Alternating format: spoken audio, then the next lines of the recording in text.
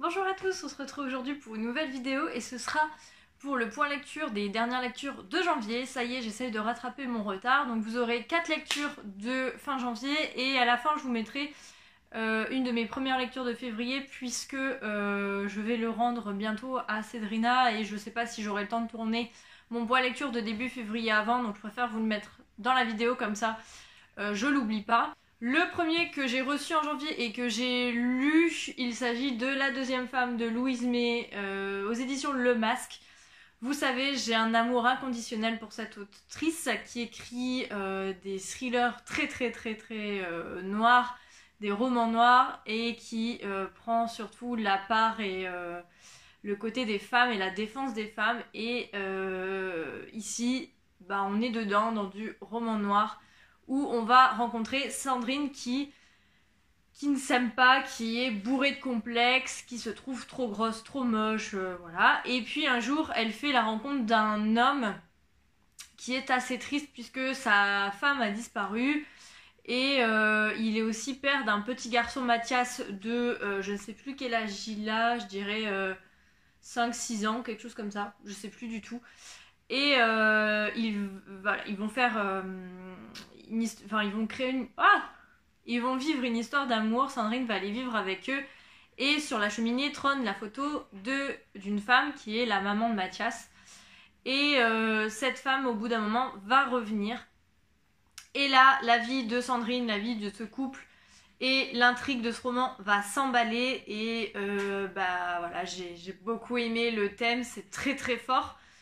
C'est un style particulier puisqu'il n'y a aucun dialogue, enfin la mise en page en fait des dialogues est différente puisque les dialogues sont intégrés au récit, donc ça fait des gros paquets si on peut dire au niveau des paragraphes, donc c'est quelque chose qu'il faut prendre en compte, mais ça fait partie de l'intrigue et de la puissance de la plume de Louise et de la puissance surtout de ce qu'elle raconte et des émotions que peut ressentir Sandrine et du personnage en lui-même. J'ai eu un peu de mal au début à le lire parce que je sentais que j'étais pas dans un mood de lecture où j'étais à 100% concentrée et je savais que si je le lisais comme ça parce que j'avais un peu de temps, il fallait que je lise en saccadé, j'arriverais pas à savourer l'histoire comme je l'ai lu. Donc j'ai lu une cinquantaine, soixantaine de pages et je l'ai mis de côté volontairement, pas parce que j'y arrivais pas ou j'aimais pas, etc., mais parce que je sentais que c'était un roman tellement fort que je voulais vraiment être à 100% dans ma lecture et à 100% suivre la plume de Louise pour ne louper aucune phrase de cette plume. Et au final, je m'y suis remis, je sais plus quand, fin janvier, et je l'ai dévoré, les 300 pages qui restaient, ou les 250 pages qui restaient, je les ai dévorées un matin. Je me suis levée très tôt avec l'envie de lire ce roman et je l'ai pas quitté jusqu'au bout. Et voilà, c'est toujours aussi magnifique. Si vous avez lu les précédents romans de Louise May que vous avez adoré, je pense que vous pouvez qu'adorer celui-ci. Et si vous ne connaissez pas encore, peut-être même commencer par celui-ci peut être une bonne idée. Mais il faut avoir le cœur bien accroché et j'ai hâte de rencontrer de nouveau Louise. J'espère qu'elle sera là à sa mort en poche pour pouvoir lui en reparler et surtout me le faire dédicacer parce que je suis ravie. J'avais demandé ce livre pour mon cadeau d'anniversaire parce que je savais qu'il allait forcément me plaire et que j'allais le garder très précieusement dans ma bibliothèque. Donc c'est chose faite, il est lu et je vous le recommande à 10 000%. Ensuite, toujours dans cette période où j'ai eu un peu de mal à lire, j'ai lu Mon cœur restera de glace de Éric Cherrière chez Belfond. Ici, c'est un roman sur la guerre très court puisque on va se retrouver dans les bois du fin fond de la Corrèze où un jeune garçon trouve refuge en 1918 en compagnie de son frère Une Gueule Cassée. Une guerre plus tard, des soldats allemands s'y enfoncent, sur les traces de leur unité disparue. Ces mêmes arbres que l'on retrouve en 2020, peints sur les murs de la chambre d'hôpital d'un vieillard allemand. Aujourd'hui, le vieil homme va parler, révéler le secret de cette forêt qui ébranlera bien des existences, bien des certitudes, bien des familles. On est dans un roman noir où on va découvrir que l'histoire en elle-même n'est pas toute rose, que les soldats aussi ont leurs secrets et que pendant les différentes guerres qu'il y a pu avoir, les arbres ont gardé en eux la trace de ces guerres et on va découvrir parmi tous ces personnages un vieillard, enfin, actuellement c'est un vieillard et il va enfin révéler le secret qu'il garde depuis des décennies. Et on va voir que finalement les mauvais sont pas forcément ceux qu'on pense et les bons sont pas forcément ceux qu'on pense. J'ai eu un peu de mal à lire ce roman. Le fait est que je pense que ce n'est pas forcément ce roman. Je le disais dans mon book haul, je pense que je relirai ce roman. Puisque j'y ai pensé beaucoup plus après lecture que pendant ma lecture. Parce que au fur et à mesure de ma lecture, en fait, je lisais pareil, 1 ou 2 chapitres, j'étais très fatiguée. En fait, ça fait un mois et demi que j'ai beaucoup de mal à me concentrer et à lire. En fait, je suis très fatiguée. Et du coup, dans mes lectures, j'ai vraiment du mal. Au début, je pensais que c'était vraiment mes lectures et je pense que c'est plutôt moi et pas forcément les livres que je lis, puisque la preuve, le Louise May, je savais qu'il allait me plaire et au final, quand j'ai été un peu plus en forme, je l'ai lu et je l'ai dévoré et j'ai adoré. Celui-ci, du coup, je pense qu'il a pâti de mon manque de lecture et de concentration, donc j'aimerais bien lui laisser une seconde chance puisqu'il m'a quand même marqué, je pense encore à ce vieillard et à son histoire. Donc je pense que j'ai loupé pas mal de trucs au final que mon cerveau n'a pas forcément retenu. De plus, j'ai vu des critiques dithyrambiques dessus depuis quelques jours. Donc voilà, faites pas forcément attention à ma lecture un peu mitigée puisque j'ai pas beaucoup de choses à dire vu qu'il est très court. À part le dénouement, j'ai retenu peu de choses, mais je vous conseille d'aller voir d'autres avis de ce roman si vous hésitez à le lire et finalement je vous le conseille quand même parce que si vous aimez bien les romans sur la guerre, c'est très intéressant. Donc voilà. Et c'est peut-être aussi, malgré tout, à part aussi ce côté manque de concentration, de fatigue, etc., la plume de l'auteur que j'ai trouvé quand même assez particulière, où j'ai eu du mal. Donc l'intrigue est très bien, les personnages sont bien, mais voilà, il y a un truc qui m'a manqué. Mais contrairement à certaines lectures où j'étais très mitigée, voire que j'ai pas aimé et que j'ai pas envie de relire, celui-ci, je pense que voilà, je me le referai quand même à un autre moment où je me sentirai un peu moins fatiguée. Ensuite, j'ai lu 5 cartes brûlées de Sophie Loubière chez Fleuve.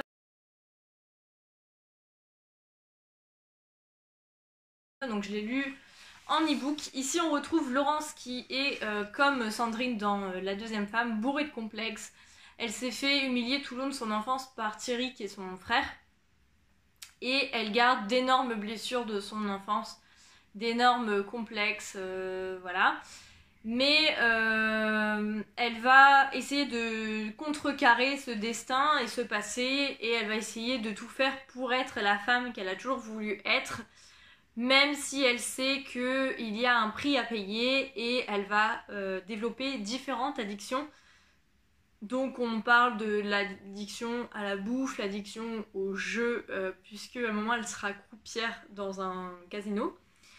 Et autre addiction que je vous laisse découvrir parce que j'ai pas envie de tout vous révéler non plus, mais voilà, au fur et à mesure on voit que Laurence, le destin n'est pas forcément meilleur que son passé et elle va enchaîner pas mal de galères et on lui envie pas du tout sa vie. On est dans un roman noir également. Je l'ai lu juste avant de lire La deuxième femme et voilà. Forcément, on parle de 2 jeunes femmes qui se ressemblent, donc on ne peut que comparer. Je pense que c'était pas une bonne idée de lire les deux aussi proches, surtout que je savais très bien que le livre de Louise May allait forcément plus me plaire parce que j'ai ce côté aussi subjectif, hein, je le cache pas, mais j'aime tellement La plume de Louise que je savais que sur les 2 thèmes, c'est forcément mon préféré. Mais 5 cartes brûlées de Sophie Loubière se lit très vite, très bien. L'écriture est très fluide, j'aime beaucoup La plume de Sophie Loubière. Mais j'avoue que je me suis pas du tout attachée à Laurence en fait, malgré tout ce qui lui arrive, malgré le fait que ce soit triste et que je n'envie pas du tout ce qui lui arrive et je ne le souhaite à personne. Voilà, j'ai eu un peu de mal et forcément quand on s'attache pas, quand on n'a pas d'empathie pour le personnage, on a un peu de mal à accrocher à l'histoire et j'ai pas trop aimé la fin de l'intrigue et vers où ça mène. Donc J'ai été plutôt mitigée puisque j'ai quand même aimé La Plume, je l'ai lu très vite, j'ai été très curieuse quand même de voir où est-ce que Laurence allait atterrir dans tout ça et dans toutes ces épreuves. Mais en même temps, c'est un roman que j'oublierai assez vite, je pense, et c'est loin d'être le meilleur de l'auteur que j'ai lu, donc je sais pas.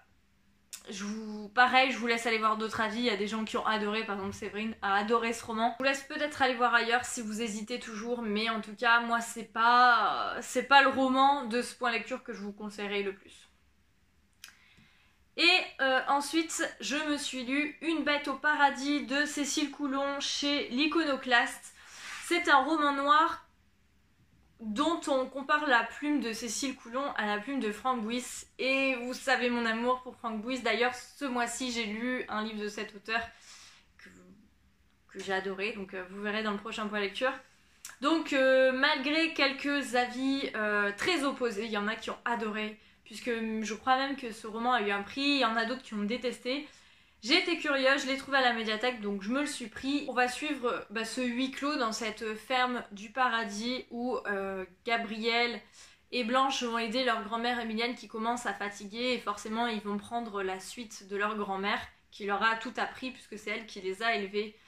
Et va arriver l'adolescence, le début de l'âge adulte et les premiers amours. Blanche va rencontrer Alexandre et ils vont vivre une passion jusqu'au jour où Alexandre va vouloir vivre ses rêves de grandeur et partir à l'étranger, partir de cette campagne du fin fond de la France et vivre sa vie. Jusqu'au jour où il va revenir et Blanche va être perturbée par ce retour. Et voilà, on va suivre le retour d'Alexandre et la reprise de la ferme par Blanche et Gabriel. Toutes les galères, toutes les difficultés qu'il peut y avoir à reprendre une ferme après dans ce monde moderne. Donc on est dans un huis clos rural. J'ai beaucoup aimé les personnages, j'ai beaucoup aimé La Plume, je l'ai lu assez rapidement puisque j'avais quand même hâte de savoir ce qu'allait advenir du paradis. C'est un roman aussi porté par les femmes puisque c'est surtout Emilienne et Blanche qu'on suit et qui vont nous aider. C'est Emilienne qui tient du bout de bras malgré son âge cette ferme, cette famille, etc. Et voilà, j'ai adoré ce personnage. On parle de désir, de liberté, d'amour, de famille, de travail, de plein de choses très importantes. Donc pour moi, j'ai beaucoup aimé et je pense que je relirai un jour un autre livre de l'auteur si je tombe dessus parce que j'ai bien aimé. Et du coup, je vous recommande ce roman noir rural de Cécile Coulon qui est Une bête au paradis. Et enfin, donc le roman que j'ai lu en février mais que je vous présente aujourd'hui, il s'agit de Valet de pique de Joyce Carol Oates chez Point. Ici on retrouve Andrew J. Rush qui est un écrivain très célèbre. Il est connu de tous, il ignore que leur cher Andy est aussi le Valet de pique, ce mystérieux auteur de thrillers dépravés. Ce secret, il l'emportera dans la tombe, au risque d'être pris à son propre piège. En effet, il écrit sous son vrai nom pour tous ses romans, et quand il a un roman un peu plus noir, un peu plus bizarre, avec ses travers, etc., il va pas oser, pour entacher sa carrière, le publier sous son nom, mais il va le publier sous le nom du Valet de pique, jusqu'au jour où déjà sa fille va lire un des romans du Valet de pique et va lui dire que c'est forcément quelqu'un qu'il connaît puisqu'il y a des choses qui ressemblent trop à ce qu'ils ont vécu eux dans le passé, et jusqu'au jour où jusqu'au jour où une femme va emmener Andrew Rush au tribunal puisqu'elle l'accuse d'avoir volé un de ses manuscrits et d'avoir usurpé du coup son identité, d'avoir publié au nom d'Andrew alors que c'est elle qui a écrit le roman, et va s'en suivre un roman, une intrigue assez folle comme c'est le faire Joyce Carol Oates, à la fois dans la folie, dans la noirceur, dans le sanglant. J'ai déjà lu quelques livres de l'auteur, mais c'est vrai que ça fait très longtemps que j'en avais pas lu un et j'avais très hâte de m'y replonger, et là j'ai beaucoup aimé. J'ai bien aimé ce côté replongé dans dans les travers d'un écrivain, dans dans les travers de la folie aussi, la limite entre la réalité et la folie, jusqu'où on peut aller une fois qu'on est embarqué dans une histoire. Je l'ai lu en une journée, j'ai beaucoup aimé et du coup je vous conseille, si vous voulez commencer un livre de cet auteur, vous pouvez commencer par celui-ci. Elle a fait des livres beaucoup plus gore, beaucoup plus trash, que ce soit sur le viol, sur l'inceste, etc. Ici, on est plus, on va dire, dans du thriller. Alors, il y a quand même du sanglant, hein, c'est quand même assez noir. C'est la plume de l'auteur, mais c'est la marque de l'auteur plutôt. Mais c'est plutôt sobre par rapport à tout ce que je peux lire. C'est quand même plutôt sobre. C'est plus dans le psychologique et dans la folie. Et ça m'a fait penser, alors peut-être que ça n'a rien à voir, mais au niveau folie, ça m'a fait penser au Horla de Maupassant. Ce côté vraiment où on frôle entre est-ce que c'est la folie, est-ce que c'est du fantastique, etc. Et après, ça m'a fait penser forcément à Misery de Stephen King pour le côté